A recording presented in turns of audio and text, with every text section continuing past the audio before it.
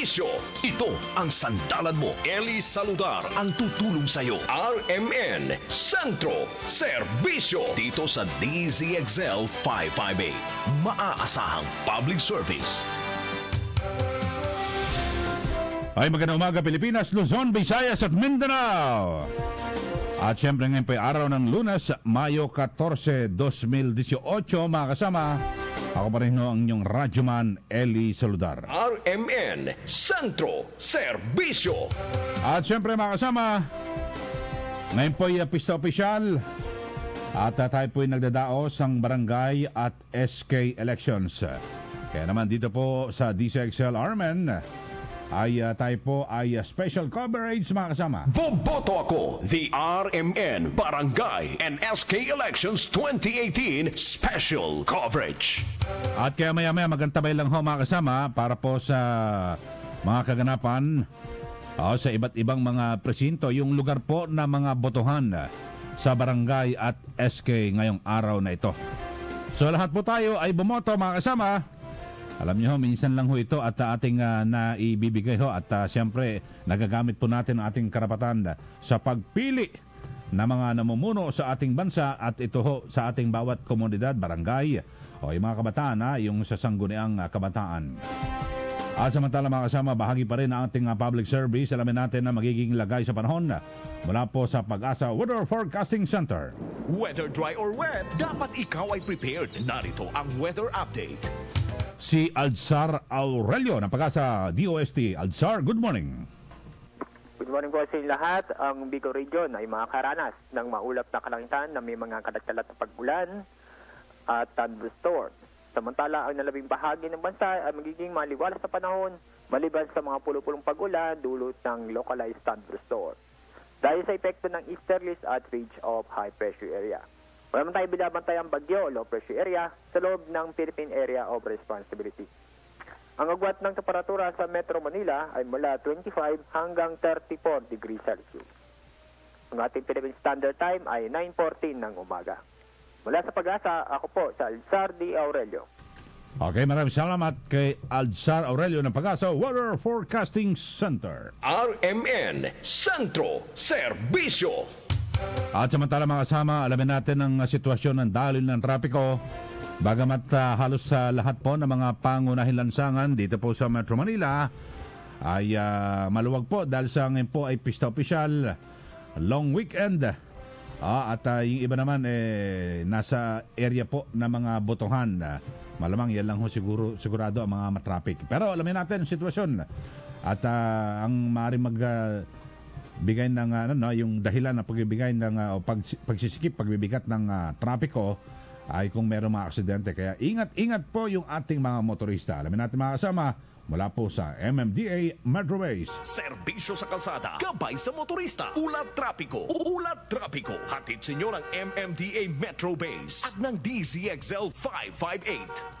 Sa oras na 9:15 in the morning, alamin natin ang sitwasyon ng daloy ng trapiko mula kay Charlie Nozares. Charlie, good morning.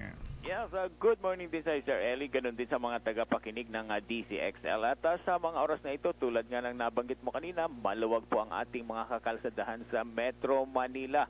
At magandang balita rin dahil wala rin po tayong natatanggap na mga vehicular accident report mula po sa ating mga traffic monitoring unit. Kaya paalala na lamang po natin doon sa mga motorista para maiwasan po natin ang mga aksidente at sakuna sa lansangan ay konting alalay lamang po sa inyong pagmamaneho upang maiwasan nga natin yung mga aksidente. At para hindi na po kayo makadagdag pa or maging sanhin ng pagbigat ng daloy ng traffic sa mga kalsada natin sa Metro Manila. At para naman po doon sa mga motorista na meron pong idudulog sa ating tanggapan, maaari po kayong tumawag sa ating MMDA hotline 136. 3 digits lamang po yan. At sa araw na ito na rin po, wala rin po tayong number coding na ipinapatupad sa Metro Manila. So lifted po yan at anytime, anywhere, pwede pong bumiyahe ang mga plakang nagtatapos sa ending number 1 and 2. Yan muna pansamantala ating traffic advisory mula pa rin dito sa tanggapan ng MMDA Metro Base. Charlie Nozares nag-uulat. Okay, maraming salamat kay Charlie Nosaras ng MMDA Metro Base. RMN Centro Serbisyo. Okay, mga kasama. At bahagi pa rin ng ating special coverage. Boboto ako, the RMN Barangay and SK Elections 2018 Special Coverage. Meron pong kasalukuyang press con dyan po sa Kaumalek. Alamin natin ng detalye mula kay Radyoman Joyce Adra. DZXL Report. Si Kaumalek spokesman na June Jimenez. Pakinggan natin. For Tawi-Tawi, for Turtle Islands later in the day. Basilan and Sulu, all the precincts are open. In Maguindanao, we're all good. As far as the other regions, the ones that are confirmed to have no problems reported, Region 1, CAR, Regions 3, 4A and 4B, Region 6, 7 and 8. The rest, as far again, Region 1, CAR, 3, 4A and 4B, 6, 7 and 8. As far as the other regions are concerned, the reports are still coming in, so we will again fill you in on those reports as they come in. But so far, this is what we have, and the situation in those regions that I named are nominal. No, they're okay. Walang problema. So now I would like to inform you about the thing that happened earlier today. Earlier today, we spoke to some representatives of senior citizens, and they raised the concern about the priority assistance being given to senior citizens. In response, we immediately cascaded orders to our field officials, particularly our election officers, to remind the boards of election tellers to give priority assistance to our senior citizens.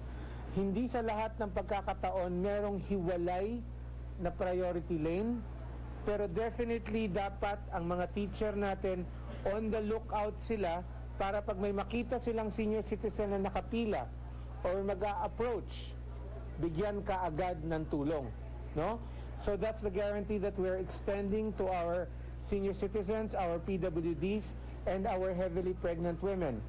We may not at all times have a separate priority lane, but even then, if you are in queue with the rest of the voters, you will be given priority assistance. You will be brought forward the line, no? So you will be able to vote ahead of everyone else. Yung problema naman kasi with having more than one queue, kuminsan space does not permit it, no? So yun po ang assurance natin. At the same time, speaking specifically of our senior citizens, kasama ko po si Arky Montano ng Philippine Red Cross at si Mr. Christian Distor ng DOH. Sila po ay representatives dito sa command center ng ating MOA partners, DILG and Philippine National Red Cross. So I will give them an opportunity to describe the service that they are giving to our voters today on today's election day. Okay? So start po tayo kay Mr. Christian Distor. Sir, ano po ang ginagawa ng DOH para sa ating mga botante? Good morning. As for DOH, aside from activating code alert, meaning all hospitals nationwide, government hospitals of the DOH are on code alert. For the voting precincts, we deploy our human resource for health, to command the health stations.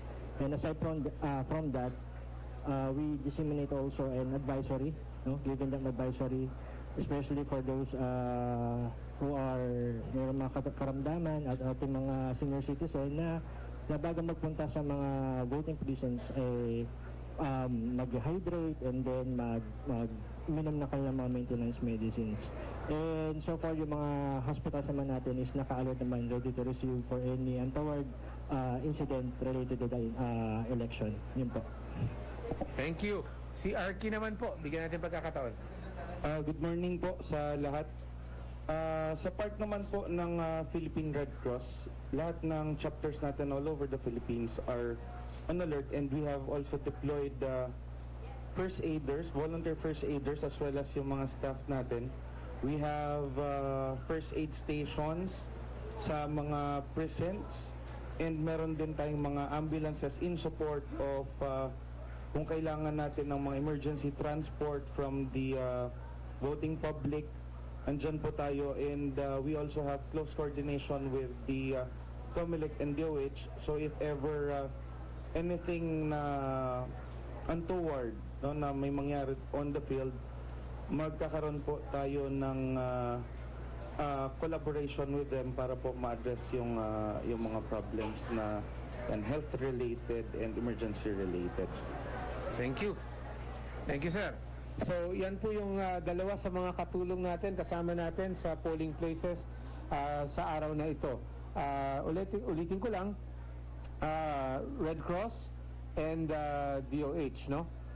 So, kung may mga concerns, may mga health concerns, yung ating mga botante, particular yung mga senior citizens, yung mga nahihilo, mga kailangan ng hydration, mga ganyan, nandyan po yung ating mga kasamahan na tutulong sa kanila. So, yun lang po ang updates natin from the field right now. Yung ibang mga reports coming in from other sources, patuloy nating vini-verify. Nagtatawag kami sa ating mga resources natin diyan at the ground level, no? So hopefully we can give you more as the day progresses. Ulitin ko lang, we will have another press con at 12 noon kung saan uupo na dito yung ating mga commissioners. They can tell us their unique perspectives on this election day. All right? Are there any questions? Wala masyado? Thank you. Hindi, joke. Oh.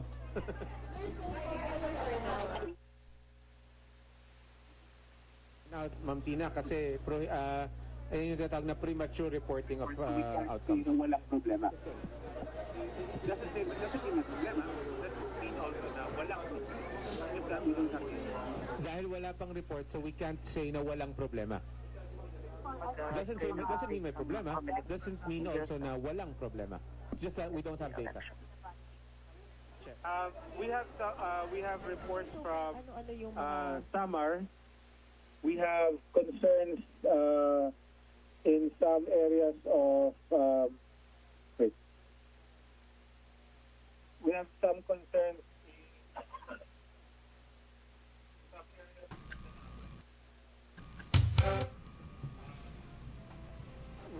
concerns in some areas in Mindanao.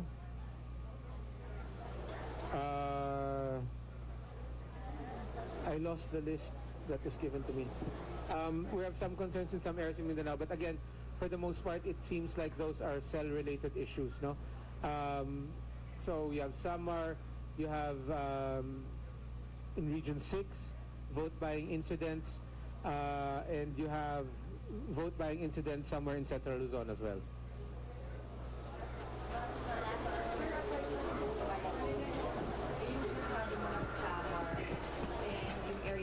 Ano to, late nag-start? What kind of incidents? Yes, a lot of, there are several that have started late, no? They have started late.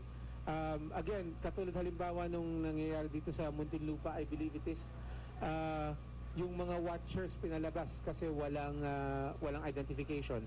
So that had an impact on the start of the voting, no? In one place naman, late dumating yung electoral board. That was in NCR as well. No? So yun yung so far medyo benign ang na-monitor nating mga problema. Yes, ma'am. How many barangays are casting their vote in streets and where, sir? In streets. I only know one place where the voting is proceeding on the national road, no? But it is, I have to emphasize, the road has been cordoned off, so it's not like they're playing hopscotch with the passing cars, no? This is in Valencia and Quezon City. So ang nangyari dyan kasi, the original polling places were in the barangay hall, and unfortunately the barangay hall has gotten too small for the load that's being placed on it by the elections, no? There are more precincts being operated.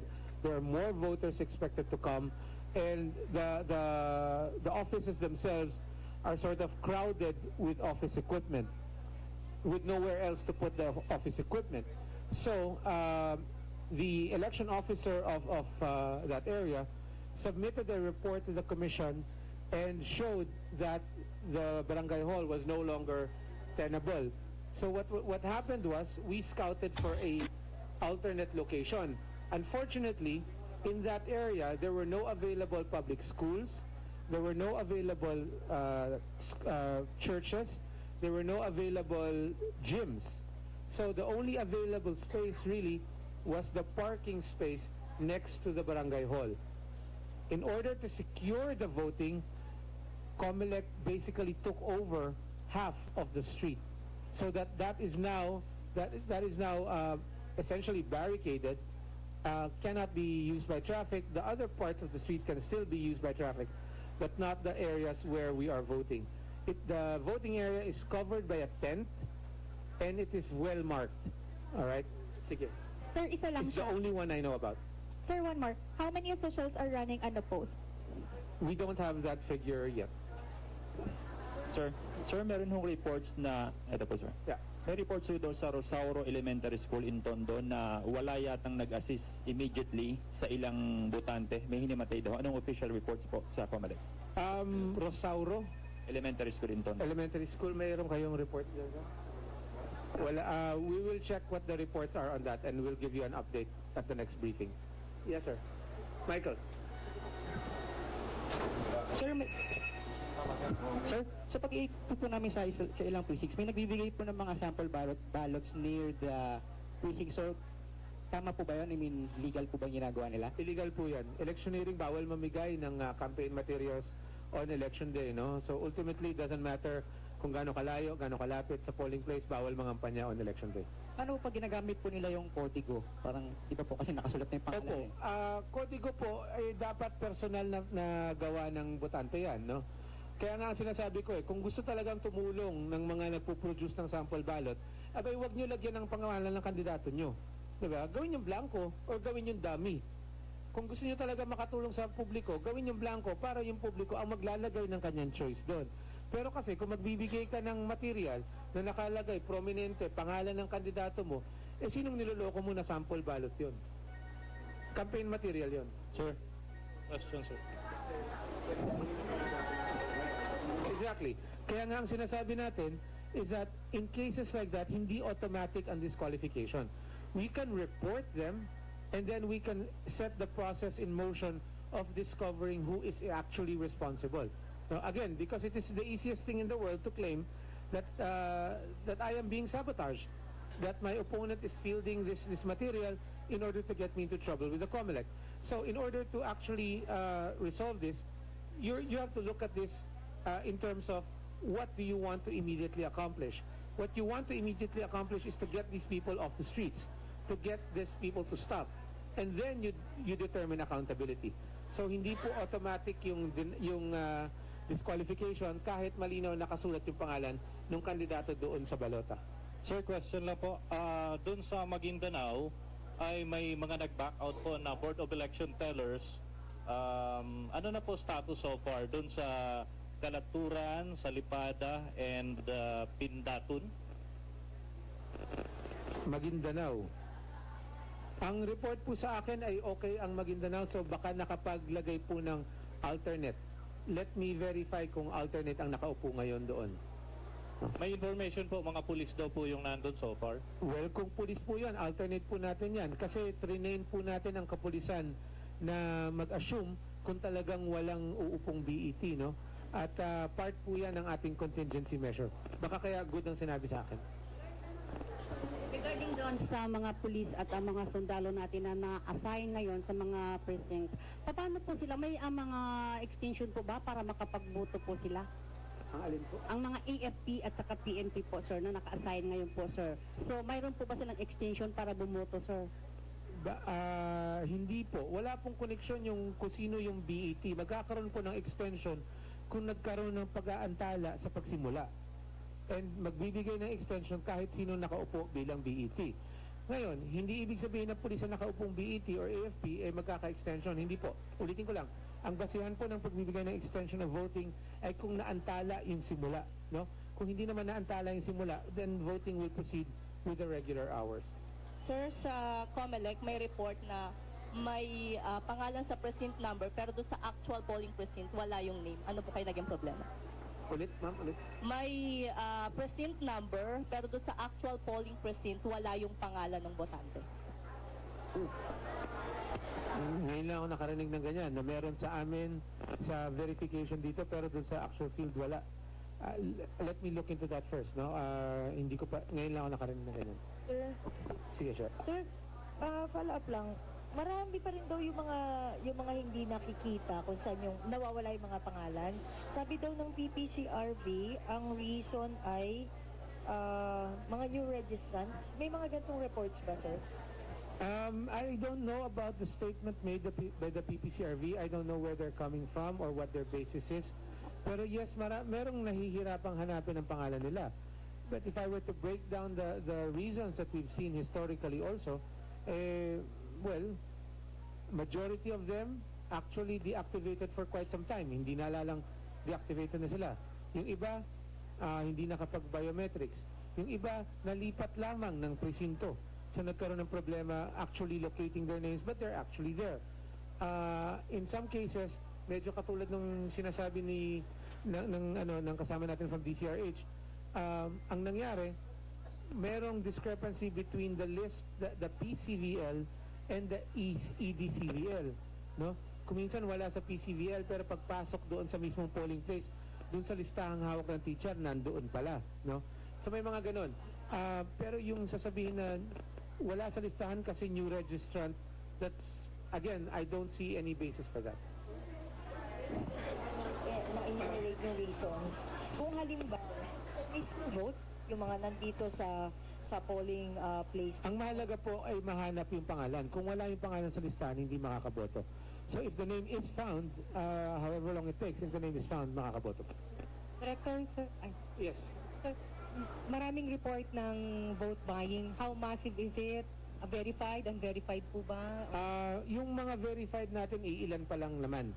Pero maraming reports, yes. Maraming nagsasabi, actually kagabi pa, na nagsasabi na gumagalaw na yung mga tao dito, people are moving, ganyan-ganyan. But again, as far as we're concerned, no, what we need are the verified reports. But as far as the verified reports concerned, isa, dalawang, tatlo pa lang na lugar ang meron actually verified reports. And I cannot give you what those places are. Sir, balik lang po dun sa mga problem sa precinct finding. Kasi po meron po kaming na reports na po na parang may mga senior citizens na parang tinuturo sila to specific precinct, tas mali po pala, so bababa, akit na naman sila to separate building, tas mali na naman yun, tas direct na naman sila to the a different precinct. Nahirapan po sila in that regard. I think siguro ang maganda dyan, huwag sila magtanong kung kani-kanino, magtanong sila directly doon sa assistance center ng PPCRV. I don't think PPCRV would put them through that, no? I can imagine the situation you're describing kasi bumuboto rin naman ako at na-experience ko yan.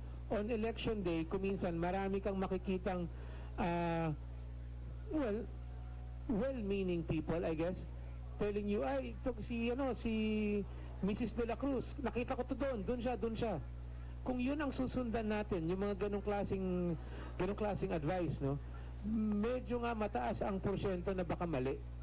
So kailangan, huwag tayong umasa sa ganun. Umasa tayo dun sa official assistance na binibigay ng PPCRV.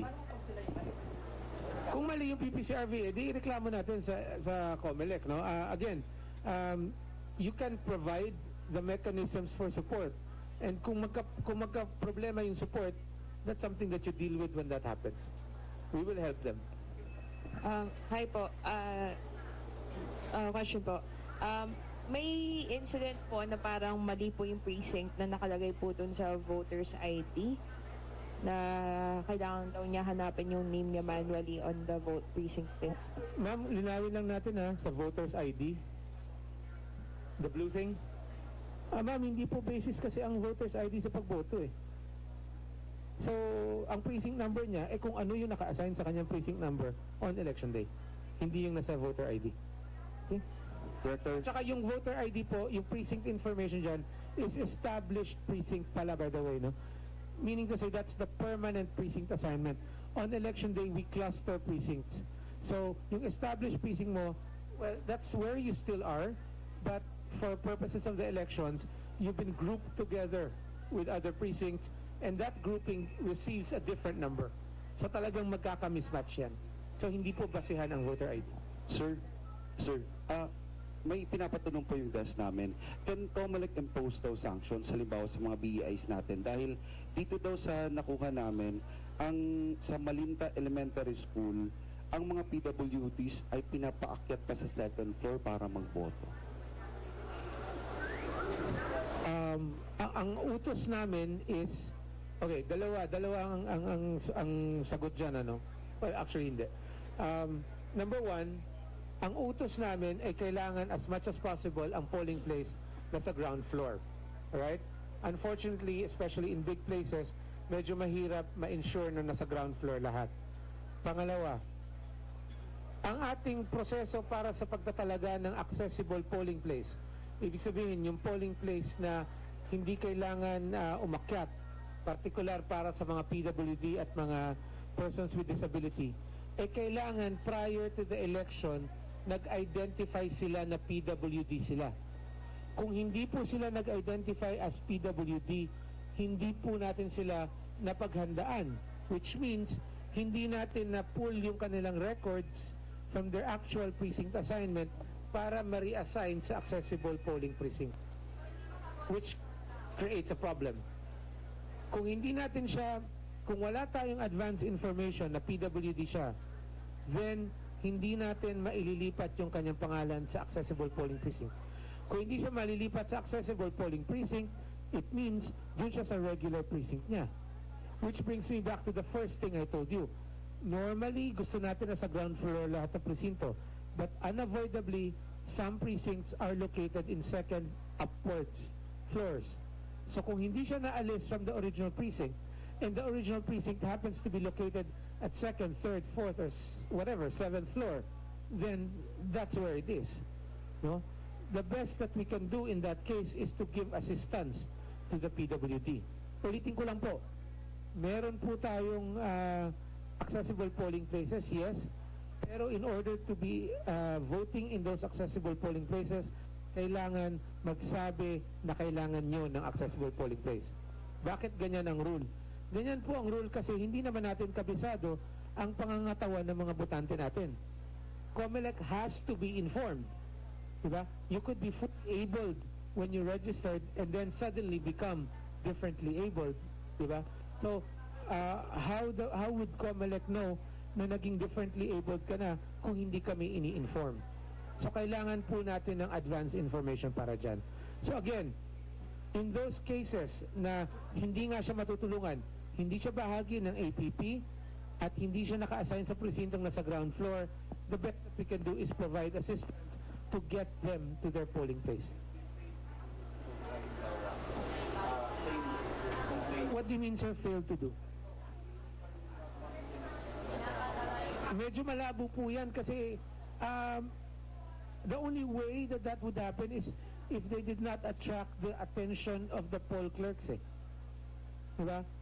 We do not have poll workers who will deliberately ignore persons who need help. I think that's a basic guarantee. No? Kung hindi ka natulungan, siguro ibig sabihin, hindi ka naka-attract ng atensyon ng taong pwedeng tumulong sa'yo. Kaya nga po, ang advice natin is to go to an assistance center, to a help desk.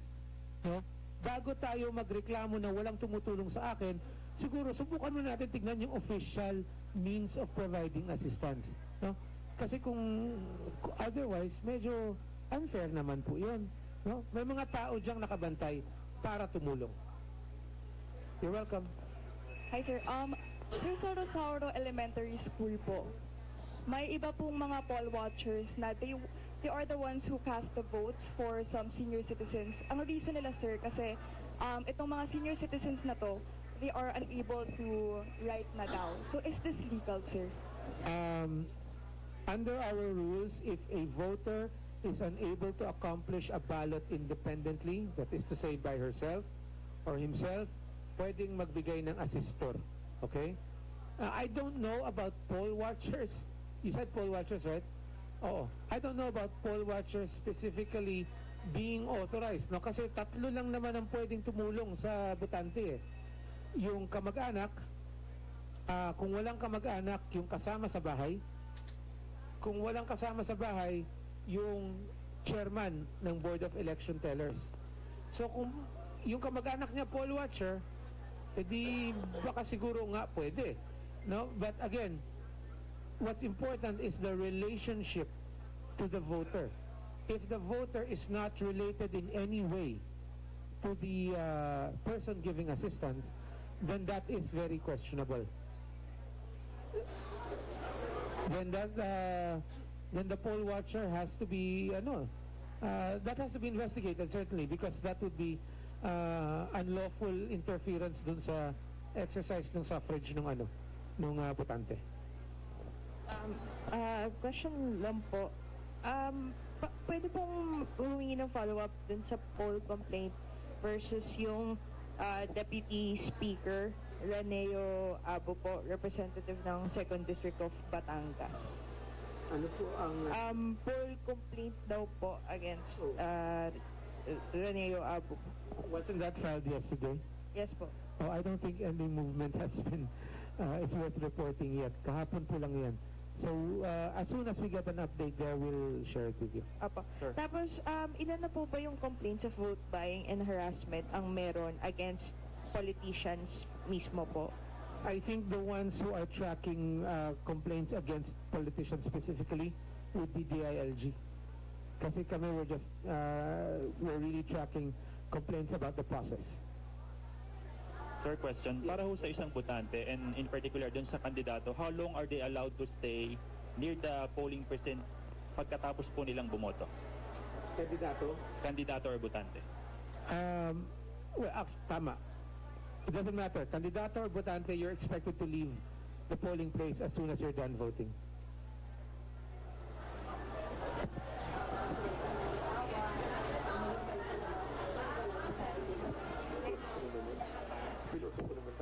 Siyempre nga, yung mga bumoto, alis ka agad. Pag tapos na. Kung magkasama kayong bumoto, then maghintayan kayo, that's fine.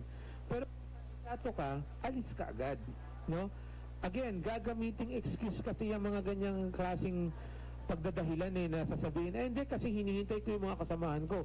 Sabay-sabay kami nga alis. In the meantime, nagdadakdak na siya dun sa labas. Again, ang punto natin dito is to prevent these people from capitalizing on the presence of voters in the polling place. Bawal po mag-engage in partisan political activity sa loob ng polling place under any guise for any excuse. Alright? Thank you very much. We have another press con later. Thank you.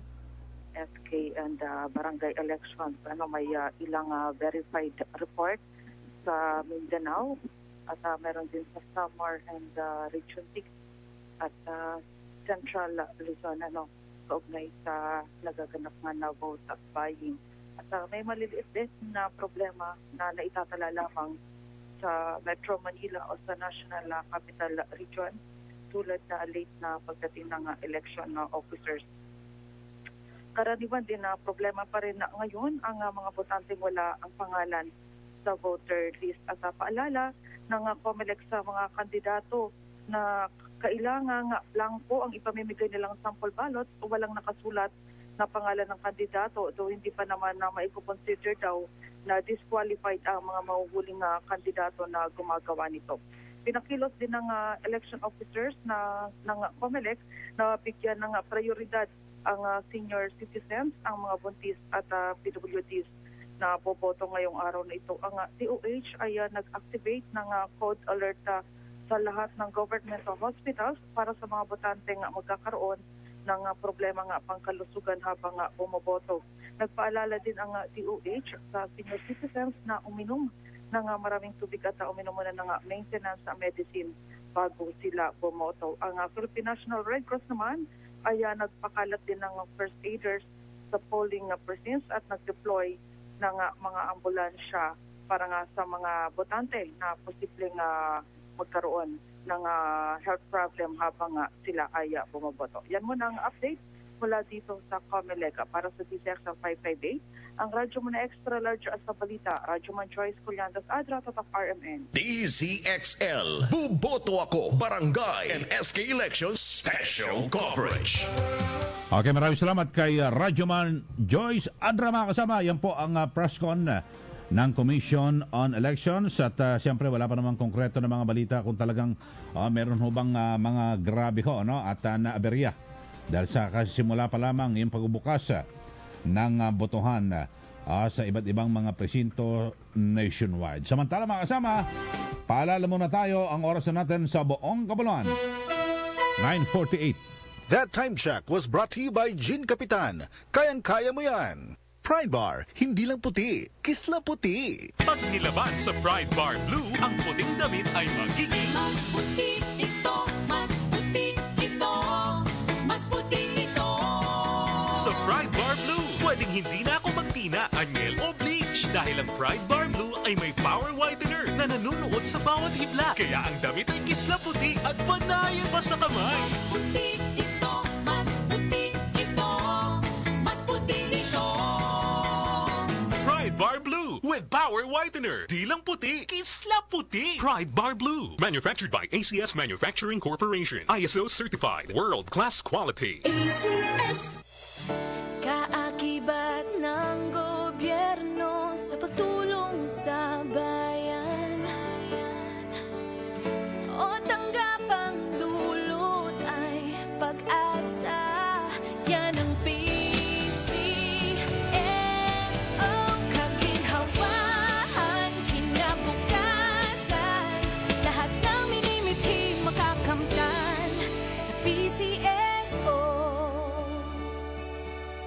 Panatilihing masaya ang paglilibang. Ang paglalaro sa kasino ay para sa may edad 21 pataas lamang.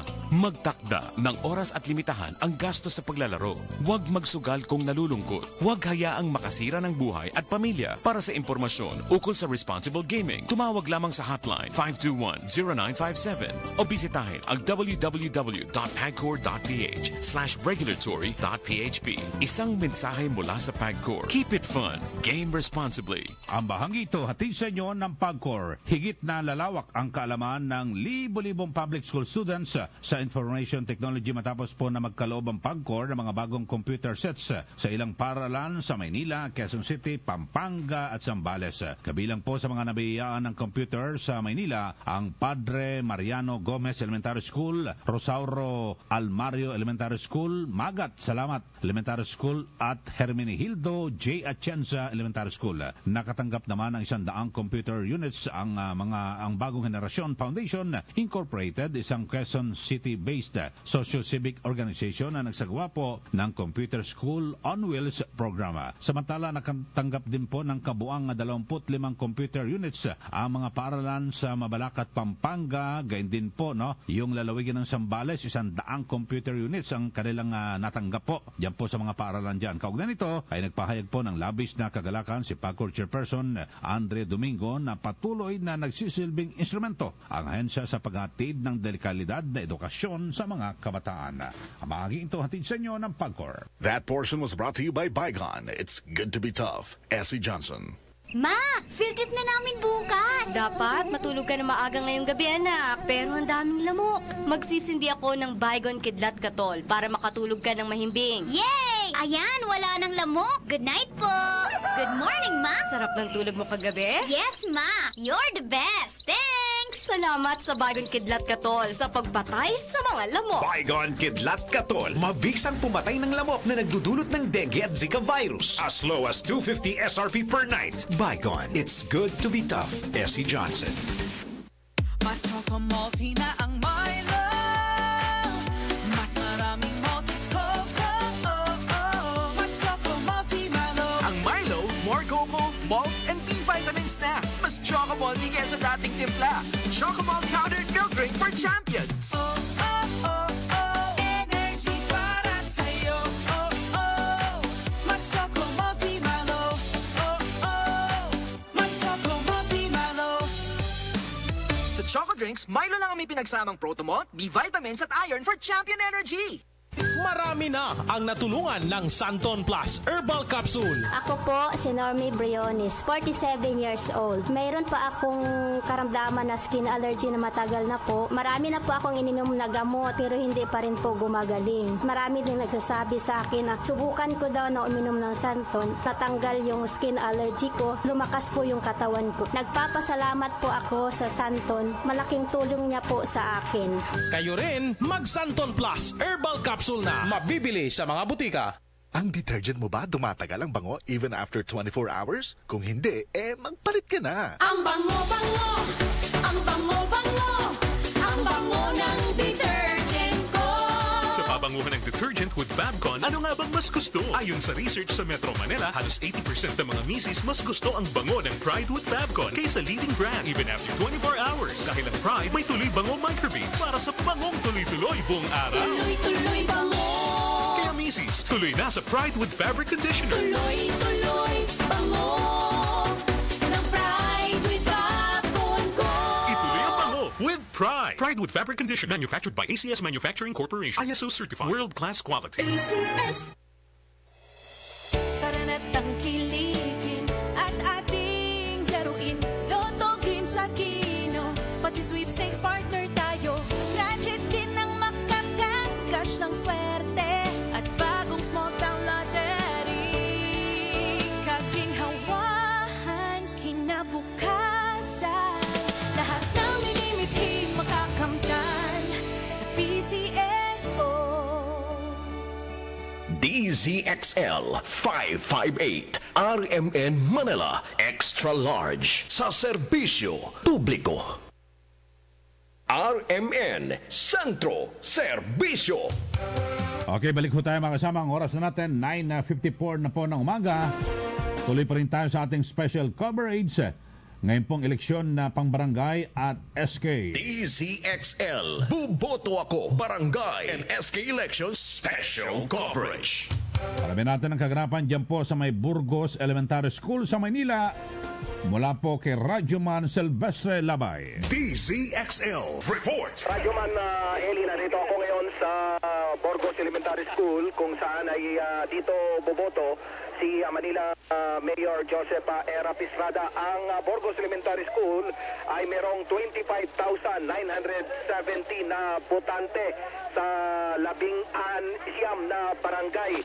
At ang barangay dito ay 19,929. Ang SK naman na boboto 6,041. Boboto si Era ay dito sa barangay 581 sa precinct barangay 812593B. At as usual, yung problema rito, yung mga nawawala, yung kanilang mga pangalan, at yung iba naman, yung mga senior citizen, ito yung problema rin nila dahil nahihirapan ang mga senior citizen. May mga naka-deploy na rin dito sa Burgos Elementary School na mga kagawad ng Manila Police District. Samantala, meron akong info na bini-verify ko pa, Radyoman Eli, na merong barangay chairman na inatake di umano sa malapit lamang sa likod ng Malacanang dyan sa San Sebastian. In convent ito at base rin sa panuntunan ng COMELEC, pwedeng humabol hanggang alas 3 yung kanyang mga kamag-anak kung sakasakali hanggang bago mag alas 3 yung magtatapos yung botante kung sakaling kakandidato yung kanyang mga relatives dahil itong napaulat na barangay chairman dito sa lungsod ng Maynila at mamaya ko kumpirmahin ko itong naturang napaulat. Sa ngayon ay patuloy pa rin yung pagdating ng mga botante at inaantabayanan yung pagboto ni dating Pangulo at Mayor Joseph Erap Estrada. Meron dito, hirap na hirap Radyoman Eli, ano? Boboto ho kayo? Hirap na, no? Ilan taon na po ito? Ayun, medyong hirap na hirap yung mga senior citizen na nakikita ko dito, Radyo Man. Dahil 5 building to eh. Hanggang 5th floor.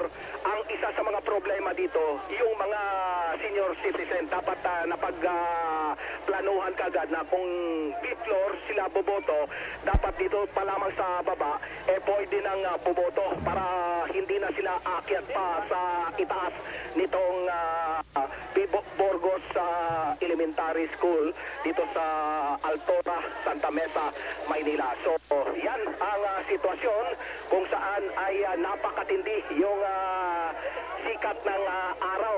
Tumitirik itong sikat ng araw at inaasahan mga alas 10 hanggang alas 11 ay boboto na dito si Mayor Joseph Estrada. Para sa DZXL 558, ang radyo mo na extra large sa balita. Kasama mo sa Maynila, Radyo Man, Silvestre Labay, Tatak, RMN. DZXL Report. At samantala mga kasama, punta naman tayo sa may barangay Masambong, Quezon City. Naroon po si Radyoman Mike Guyagoy. DZXL Report. Radyoman Eli, hindi ngayon nagtutugma itong PPCR Paris Pass. Okay, babalikan natin si Mike Guyagoy. Radyoman Mike, sandali lang ha. At punta naman tayo sa Padre Zamora Elementary School sa may Pasay City. Naroon po si Radyoman Angel Ronquillo. DZXL Report. Radyoman Eli, tinuturong dahilan nga ng pamunuan ng Padre Zamora Elementary School sa Pasay City yung konstruksyon ng kanilang paaralan kung kaya't nilimitahan kanina yung pagpasok ng mga botante sa pag-umpisa ng barangay at sangguniang kabataan elections. Nagresulta nga ito sa halos 200 metrong haba ng pila ng mga botante kanina dahil iisang gate lamang yung binuksan. Katwiran naman ng pamunuan ng Padre Zamora Elementary School yung kaligtasan ng publiko ang kanilang prioridad kaya't nilimitahan nila ang pasok ng mga botante kanina. Marami sa mga botante nagreklamo at hindi nga naiwasang magalit dahil sa sobrang haba ng pila, sabayan pa ng napakatinding init ng panahon. Maging yung mga matatanda, may mga kapansanan at maging mga buntis ay hindi rin nakaligtas sa mahabang pila. Alas 9 nga na umaga kanina nang buksan ang ito pang gate ng paaralan dahilan para makapasok yung malahing bulto ng mga botante. At nilagyan na lamang nila ng mga bantay nang sa ganun na imatiyak yung seguridad ng mga botante sa kabila na ginagawa o yung konstruksyon sa nasabing paaralan. Samantala, tinipon din yung lahat ng mga persons with disabilities, mga senior citizens sa isang silid-aralan at doon na nga sila pinaboto. Yung ibang botante na kaya pa naman umakyat kahit na sila may edad ay maaaring bumoto sa regular nilang polling precinct. Wala naman na itatala ng mga untoward incident sa Padre Zamora Elementary School. Para sa DZXL 558, ang radyo mo na extra large sa balita, kasama mo sa Pasay City, Radyoman Angel Ronquillo, Tatak, Armen. DZXL Report. DZXL, Buboto Ako, Barangay and SK Elections Special Coverage.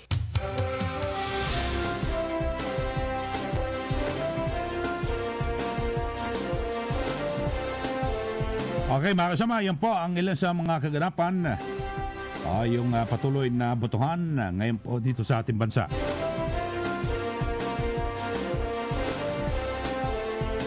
Okay, maraming salamat mga kasama sa inyong pagsubaybay dito pa rin ho sa ating palatuntunan at magpapatuloy pa rin ang special coverage ng DZXL. Kaugnay pa rin ng barangay at SK elections ngayong araw na ito mga kasama, Mayo 14. Ako pa rin ho inyong Radyoman Eli Saludar. Muli po, isang magandang umaga, Pilipinas.